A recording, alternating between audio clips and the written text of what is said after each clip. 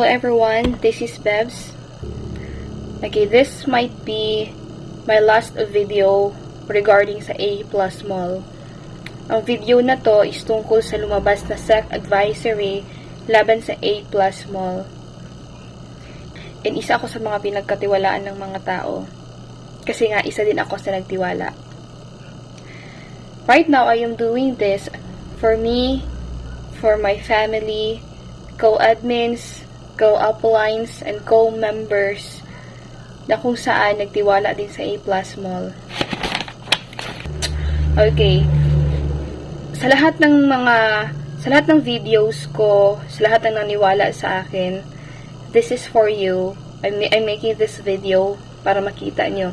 And I will never delete all my videos regarding sa A+ Mall nung mga nakaraan kasi lahat po ng yun ay totoo. And ever since, alam nyo pong hindi ako nagsinungaling sa inyo. Okay, now, I am requesting please watch this video until the end. Kasi, dito ko sasabihin lahat. Okay. And now, I wanna tell you na until now, pinaglalaban namin kayo, mga members. Pinaglalaban namin mga admins, tayong lahat. Para sa pera natin. Na para sa atin. Okay, now, I'm going to share screen. Nung na-invite ako ng A+, it says na hindi siya kailangan ng SEC registration. It's because hindi na kailangan. Okay, so, as you can see, ito, nakalagay na sino yung mga exempted sa SEC registration. A tax-exempt charitable organization, corporation, blah, blah, blah. Okay, nandiyan na sa screen. Pwede nyo nang basahin. At pwede nyo siyang i-search. So, ito yung lumalabas.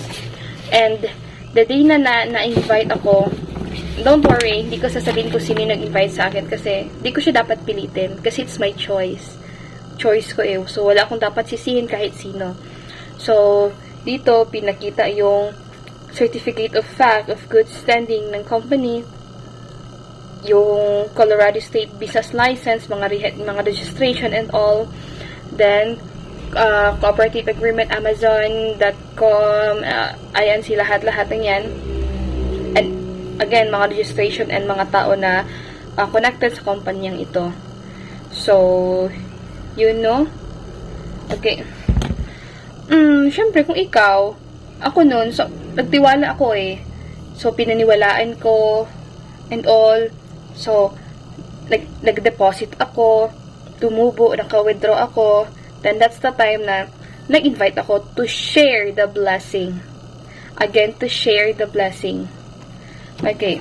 So, right now, may pinalabas si SEC para sa A+ Mall. And tingnan natin. Okay. So, ito na siya. Enforcement and Investor Protection Department SEC Advisory para sa A+ Mall. So, the point here is, sinasabi na hindi registered si A+ Mall sa SEC at alam na natin yan dati pa kasi nga, pinakita din tayo ng document na no need na.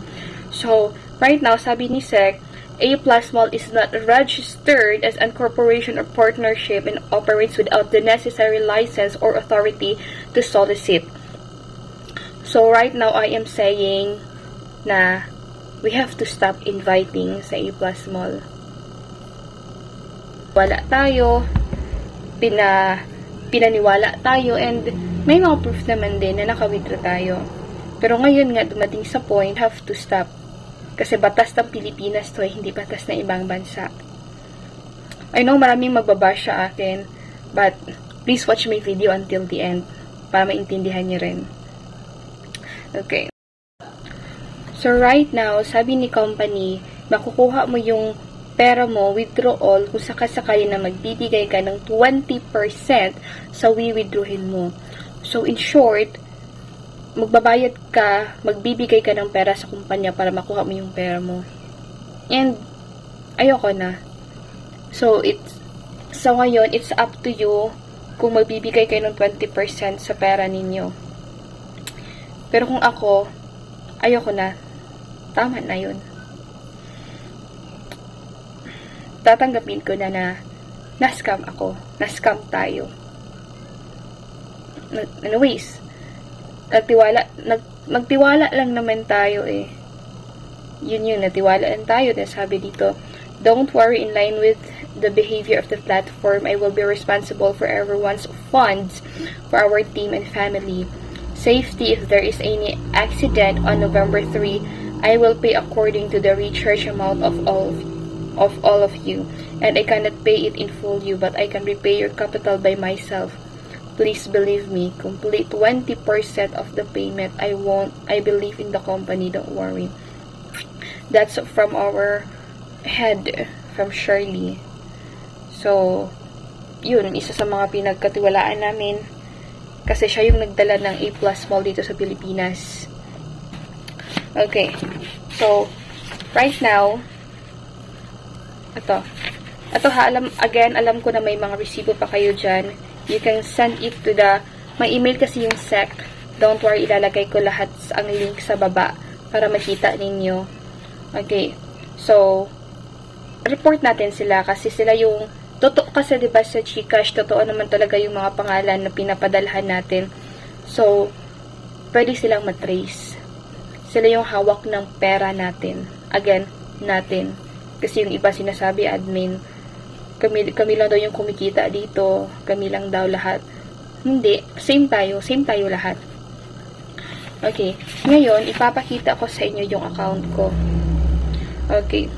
So yung account ko, hindi pa kasali yung dati ko eh. Ito, hindi ko na sasabihin. You can pause my video para makita nyo. Ito siya. Okay. So, ang total ng ni-recharge ko o nilagay kong pera sa account ko is 88,327. And hindi yan madaling ipunin. Yes, naka-withdraw ako. And ang withdrawal ko is total of 41,820. So, kahit di ko sasagutin, alam nyong di pa ako nakabawi. Okay. So, right now, sabi ko kasi, kung ano yung mayroon ako, isi-share ko. Last withdrawal ko, pati suweldo ko sa DepEd, hindi ko nga pinost kasi once tutulong ka, di naman kailangang ipakita sa tao. Pero right now, ipapakita ko, ito lang kasi yung picture na nakuha ko kasi ang saya ng ngiti ng mga bata.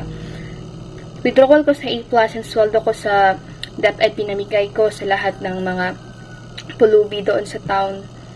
Sa mga nang limos, may mga senior doon sa gilid na nang lilimos. Pinakain ko, binigyan ko ng pera. Kasi sabi ko, hindi na ako pupunta sa mga DSWD kasi may nagsusupport naman sa kanila. So, sabi ko kay Lord, ibabalik ko po sa yung blessing. Ipamimigay ko po to sa mga taong nangangailangan. And without knowing na ito pala yung susunod. But, again, never ko siyang i-question. Kasi alam ko namang may reason lahat eh. Okay. So,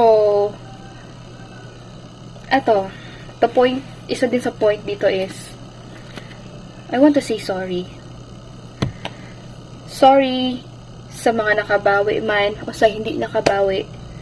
Sorry kasi alam ko na hindi madaling ipunin ang pera para ibigay dito sa kumpanya. Kasi inaasahan natin na tutubo at makakatulong sa atin. Sorry kasi maraming tao yung umaasa. And sorry kasi isa ako sa naging reason kaya nagtiwala kayo kasi sa mga videos ko.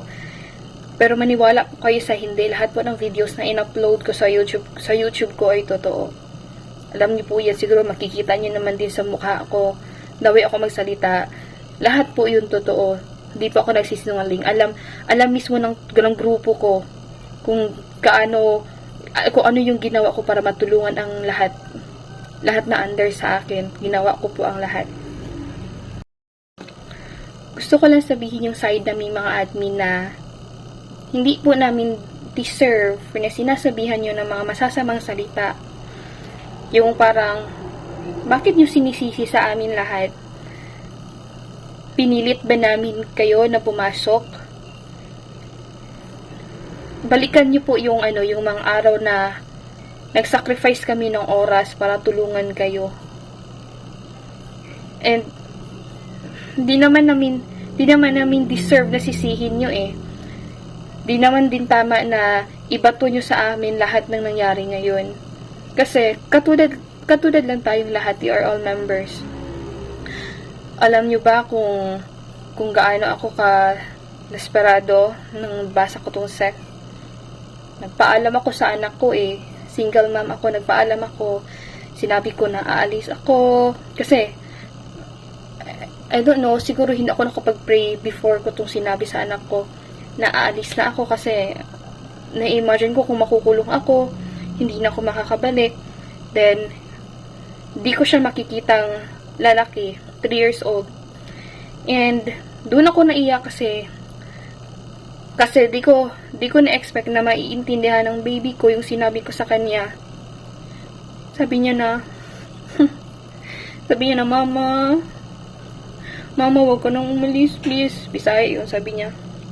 Mama, ayaw lakaw, please. Sabi niya, balik lang sa ako, Sabi niya, ganun. Tapos, after noon, sinabi ko sa family ko na ganun yung nangyari. Kung sakasakali, wala na tayong magagawa. Pero, we're still hoping na sana maging okay pa rin. Kasi lahat naman tayo ginagawa to para sa family eh. Natakot lang ako kasi baka one day gumising ako na hindi ko nakasama yung pamilya ko. Na hindi ko nakasama yung anak ko. Kasi nga, single mom na nga ako, wala na yung papa niya. Then, di niya deserve na pati ako, pati yung mama niya mawala. So, ganun lang. Sana sa mga members dyan, huwag yun naman kaming sisihin. Ano lang, tawag nito, let's pray na sana makuha pa natin. Yun lang, mawala o bumalik yung pera ko, pera natin. Gusto ko magpasalamat sa lahat ng taong nagtiwala sa akin. And, gusto kong humingi ng sorry kung sakasakali na hindi na mabalik. Kung may enough pera lang ako, ibibigay ko eh. Babayaran ko, pero wala. Wala eh. Wala din ako. Hindi rin ako nakabawi. And thank you Lord kasi nawala yung naisip ko kanina. Nawala yung inisip kong negative na kulang na lang kunin ko yung buhay ko. Thank you Lord kasi andyan ka. Thank you sa family ko na di ako binitawan despite sa trials na to. So, sana let's pray na may balik sa atin yung binigay natin kahit wala ng tubo. Let's pray again. Please don't blame admins. Please don't blame us. So, ito na yung statement ko na ibibigay ko sa team ko. God bless po sa lahat.